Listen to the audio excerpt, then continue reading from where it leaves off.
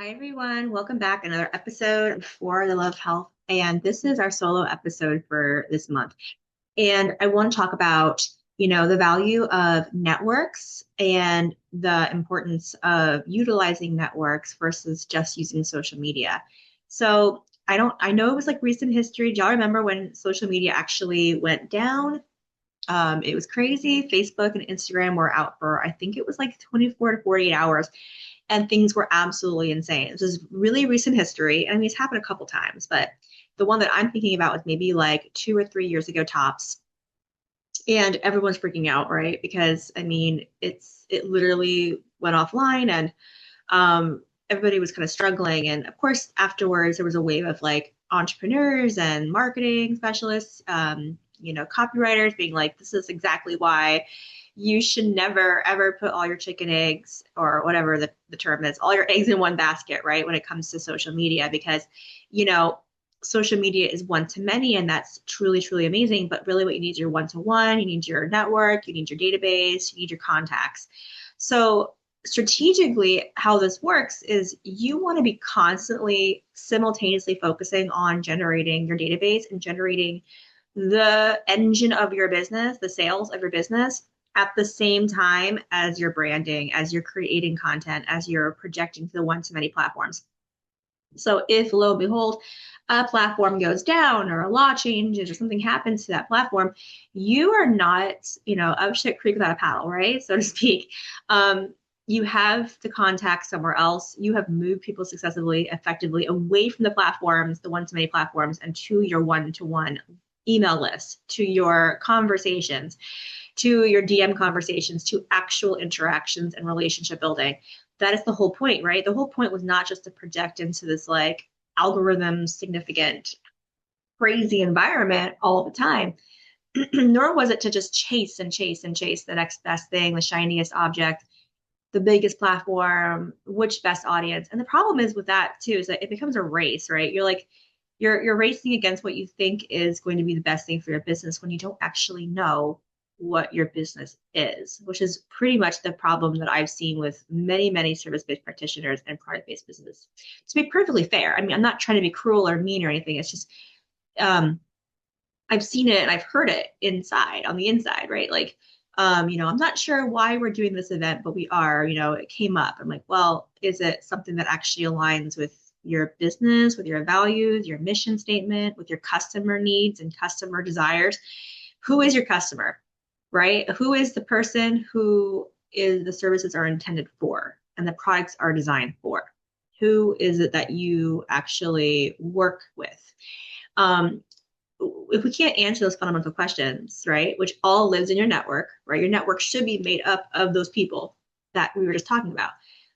They are the people who actually desire you and learn from you and work with you, versus just everybody, which everybody is like, it's a very liquidated form of your work, right? You can't really make a deep impact, enough impact, if you don't know who it is you're trying to work with. So that's a big lesson just from this alone, is niching, yeah, figuring out who it is that will drive the best results with what you can do, who's impacted the highest and the most significantly from your products and services.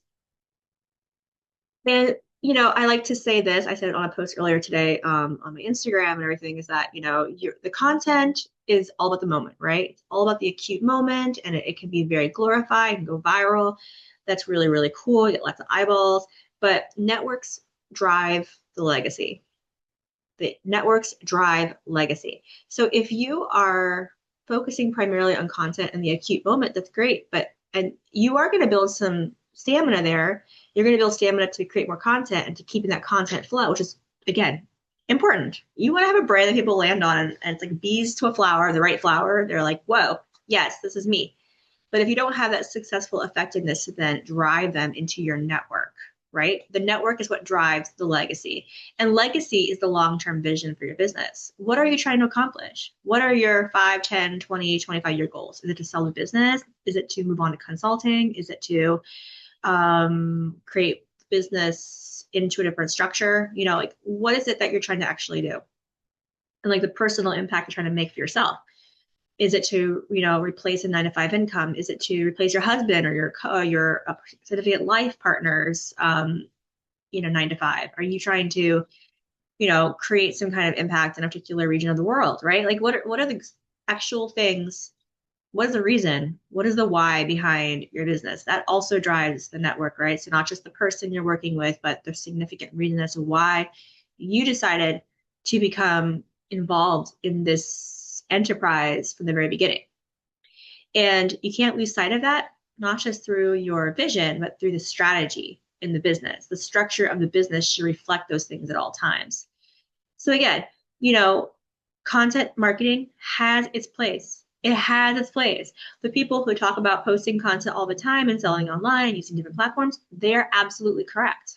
But when you are only focused on that, or if your priorities are only wrapped up in that, it might be also time to accurately reflect on legacy and leadership and the network that you're driving for the very tactical and practical reasons we just provided. Algorithms change, trends change all the time, and keeping up with that does not always align with your brand and with your network. Systems go down. And so you need to have the one thing that you can own in your business, which is your actual email list, your actual concrete contacts. And I will say that I have gone through periods of stagnation with content development and creation where I just didn't feel like doing it anymore. And it didn't matter to my business because I had my network. I was able to tap into significant conversations and relationships that I've driven for years. And relationships that I started, a decade ago are still as strong because we strategically nurtured and nourished those relationships. We didn't just disregard them or leave them be in the past or in the dust because they weren't giving us the numbers we wanted or the analytics that we wanted, right? Or the sensations of splendor and virality and being the focus, right? Relationships aren't just about, what you can gain, it's about what you can give. So think about that when you are developing relationships and building your network. I mean, how you show up and how you're liked really matter. And what you can give is probably a lot deeper than what you're currently doing. So think about your inputs and your outputs for business development and for actual relationship nurturing and all of that.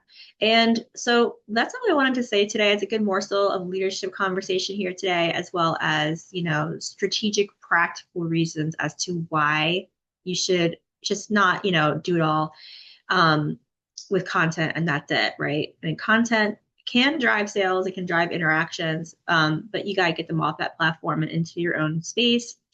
And I get the question a lot too about like, should I be on one or more social media platforms? Because of that, fact that things go down and everything like that. I mean, yes, that is definitely a go-to thing. You definitely want to have like a more a rebound type of effect nowadays with social media and have your voice and have your marketing and your branding in more than one platform. That's totally, totally cool. But you have to make it sustainable to you, right? I mean, if you are the kind of person who doesn't have the manpower and hours to devote, or the team members who understand what you're doing to devote to like multiple platforms, then it's best to just have one or two that are truly ones that you can stay consistent with. And what you can do is you can test all the platforms and see which ones the audience actually resonates with the most, where you get the most commentary, the most interactions, the most interest, the most views. All of those things can kind of give you a determination as to whether or not that's the platform you should stick with. And also a comfort level for you tech-wise. Like, do you enjoy that platform? Do you think you utilize it correctly and feel like it's optimized to you? Could also be a good answer there. So, I mean, obviously you want to look for best results, but you have to give it that time and energy and consistency to actually make accurate decisions. And I think that every platform does offer its own little kind of world of ways to make it work and make it work best. And remember, the goal of each of the platforms is to keep you on that platform. So promoting other platforms within another platform is not going to always optimize your views or relationship with that platform. They'd really vastly prefer you to use the tools and advertising ultimately of that specific platform to make the most of that platform. So understand that each of those platforms is their own business too, and they have their own interests. So serving and collaborating in that mindset, understanding will help you do better with the marketing in general. But that kind of goes off a little bit of the topic here. But it does kind of feed into it, the fact that like you want to stay on one platform or do multiple depending on how much impact you want to make and where the rest of your strategy is actually going. So our next interview is the 21st, and we hope you tune in for that. Have a good rest of your day.